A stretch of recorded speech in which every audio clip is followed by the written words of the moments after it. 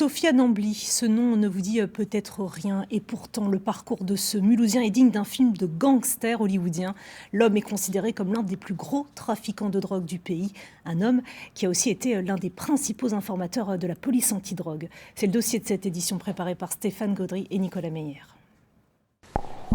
Sous ce pull se cache l'un des plus grands trafiquants de hashish de France et pourtant voici les seules images que l'on ait de Sofiane Ambly, un Mulhousien au parcours digne d'un roman noir. La carrière d'Ambly commence ici dans le quartier où il a grandi. C'est à Bourtzwiller que le jeune trafiquant fait ses premiers deals.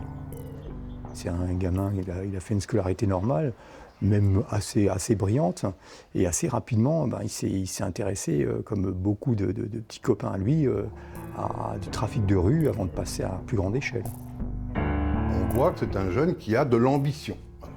Dans le domaine immobilier, dans le domaine de ceci ou de cela, peu importe, mais c'est un jeune qui tient à évoluer et à monter en grade. Et de fait, lorsqu'en 1997, la brigade de recherche de la gendarmerie s'intéresse au réseau qui inonde l'Alsace de hashish, elle identifie Sofiane Ambly à un poste clé, insoupçonnable pour son jeune âge. Il apparaît comme étant un peu un lien entre les fournisseurs de drogue donc du Maroc et de l'Espagne et les revendeurs dans les cités mulhousiennes. C'est véritablement un logisticien, c'est-à-dire il pense depuis la production jusqu'à la livraison, c'est-à-dire il gère tout. Et c'est ce qui fait sans doute sa spécificité par rapport à d'autres trafiquants, c'est-à-dire il connaît le réseau par cœur. Mais quand le réseau tombe, Ambly est déjà loin de Mulhouse. L'enfant de Bourtzwiller s'est installé dans le sud de l'Espagne, la porte d'entrée de la drogue en Europe.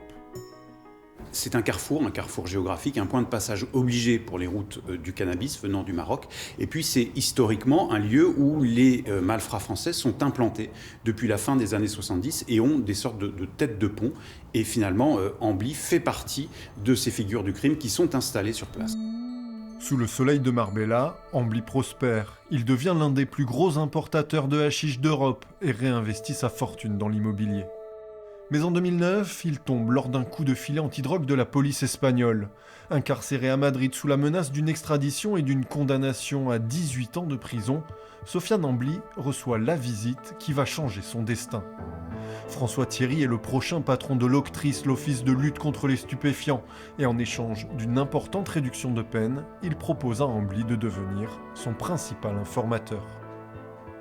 François Thierry comprend qu'il a en face de lui un informateur, mais pas n'importe lequel informateur. C'est un informateur XXL en quelque sorte. C'est l'un des plus gros trafiquants français et donc il va l'utiliser. La question qui est posée, c'est en réalité aujourd'hui avec le recul, qui utilise qui ? Pendant 6 ans, François Thierry va s'appuyer sur les réseaux de Sofiane Ambly pour effectuer des livraisons surveillées.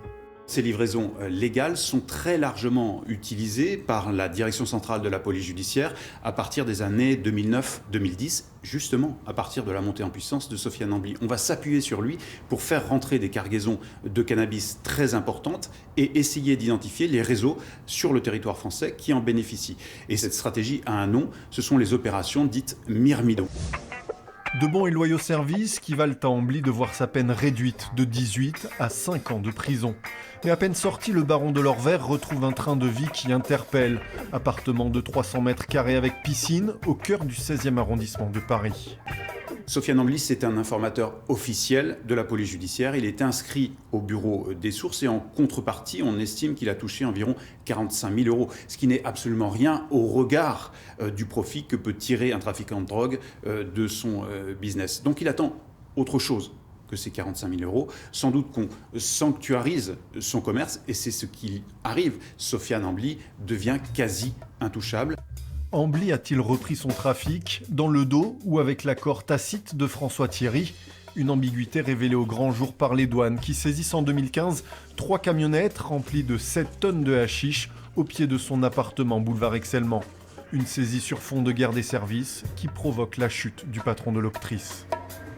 Sofiane Ambly, soudain sans protection, prend à nouveau la tangente avant d'être attrapé quelques mois plus tard en Belgique.